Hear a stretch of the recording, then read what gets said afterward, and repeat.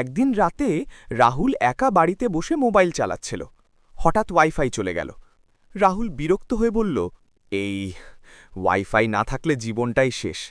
হঠাৎ পেছন থেকে আওয়াজ, পাসওয়ার্ড চাই।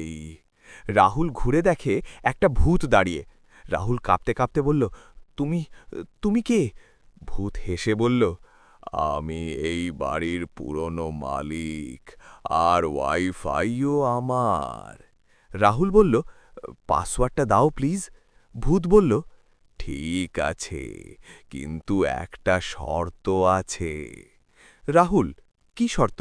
ভূত, প্রতিদিন রাত 12টায় আমার সাথে বসে সিরিয়াল দেখতে হবে। রাহুল একটু ভেবে বলল, ঠিক আছে। পরের দিন রাহুল দেখে ভূত নেটফ্লিক্স না, শাশুড়ি বৌম্মার সিরিয়াল চালাচ্ছে। রাহুল চিৎকার করে উঠল, ওয়াইফাই না থাকলেই ভালো ছিল।